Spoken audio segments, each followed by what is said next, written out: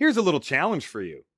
We have the opportunity to address these 4 branch offices and these 4 WAN links. But notice the branch offices only need 50 hosts.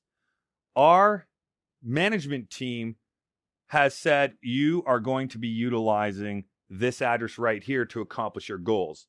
So now, Raymond, you have to address all of these networks here and these WAN links using this one subnet. So my question to you right now is this a subnet right here? I got to create subnets, but is this a subnet? Is it? Well, let's remind ourselves, what class of address is this? Right, it's a class B. What's the default subnet mask of a class B? It's /16. What is our current subnet mask? It's a /20. This is a subnet. This is a subnet of the original 172.16.00/16 network. So we've been given a subnet from upper management in our headquarters saying, hey, you got to get this all set up using this one subnet. So how are we going to do it? We're going to have to subnet a subnet using variable length subnet masking. So let's kind of get a visual idea of what's happening here from a binary standpoint. Now, I'm not a big fan of binary, only because it's a lot of work. It's a lot of ones and zeros, and if you accidentally put a 1 where a 0 goes or a 0 where a 1 goes, you're going to end up in some problems. But it really helps from a visualization standpoint as to what is going on here. So what I want to focus on first and foremost is the fact that this used to be a /16, right? So the /16 subnet mask would end here.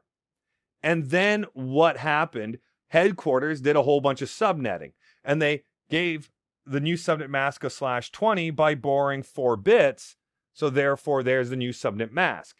So we are ending up with right now a very specific address from the subnetting they did. You see, what they did is they created 16 subnets that can each support 4,094 hosts. Let's go back here. Remember, this here is what we are using, 172.16.32.0/20. That originally came from 172.16.00/16.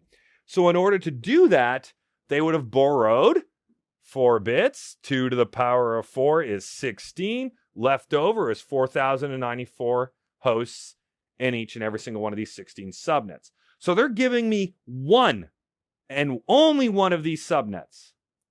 172.16.32.0/20 is what they gave me. Now, what do we need to do? We need to make sure that we subnet it again to support the requirements. And our requirements in this scenario is we need 50 hosts in each of those branch offices. So that is that really essentially now is going to be the next value when it comes to subnetting. And it's going to be based on these 50 hosts. So for example, if you had, let's say here, it said 122 hosts. Well, then we have a discrepancy here. I can't figure out the 50 hosts first and then go back and do the 122.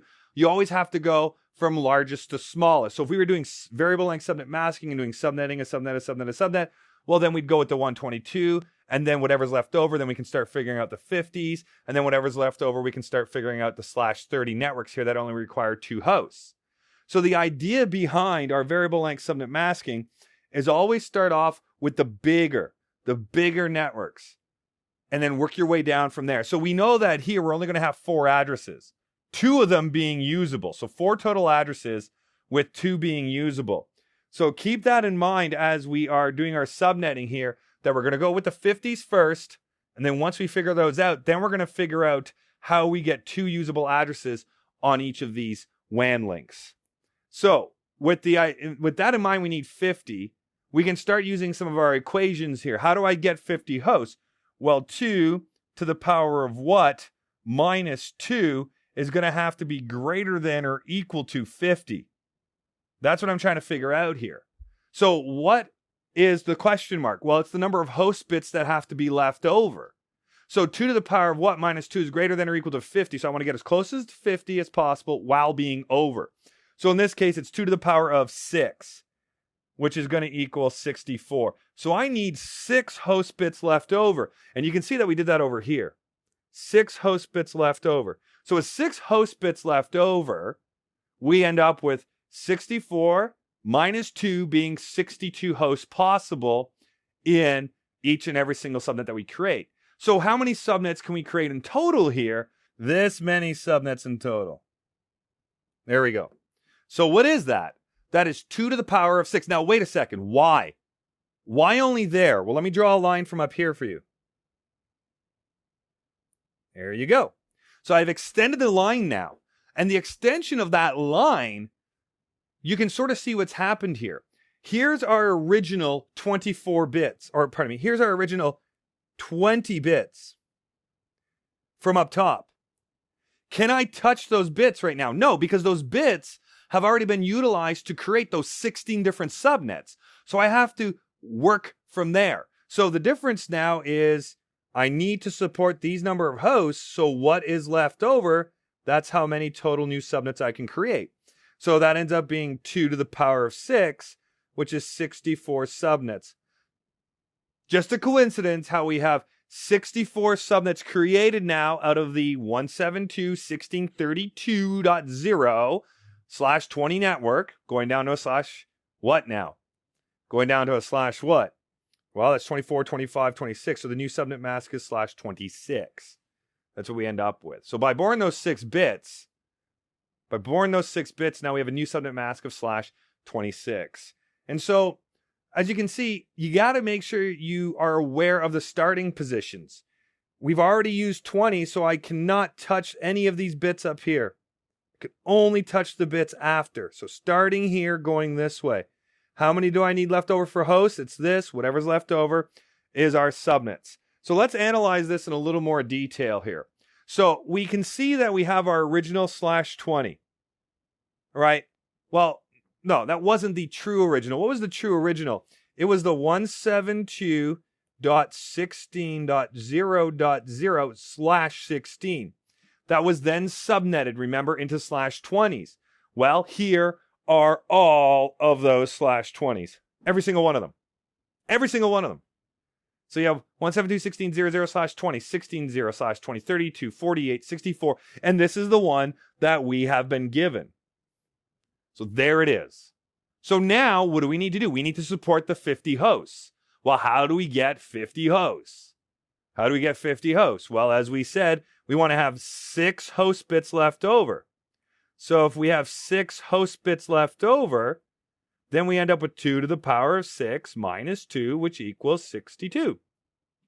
If we only had 5 host bits left over, that only equals 32 minus 2. That's not enough. So we need 6 host bits left over. So now that we know we need 6 host bits left over, well, what's the difference between having those host bits left over and having our slash 20? And that's what we saw back here. That's what this was all about, right? The difference is the 6. Borrowing 6 more bits in this part of the network right there. There's those 6 more bits that we're going to borrow. So we borrow those 6 new bits and we end up with a slash 26 subnet mask. So how many subnets did we create though? Well, 2 to the power 6 is 64. So there's a total of 64 subnets, but they're not all listed here. Not all of them are listed here. But you can see the first one is 172.16.32.0, 32.64, 32.128, 32.192, 33.0, 33.64, 33.128, 33.192, then 34.0, etc., all the way until we get to 47.192. That's our very last subnet, 47.192. And then you can see all the broadcast addresses listed there. And then you can see all the host addresses listed there as well.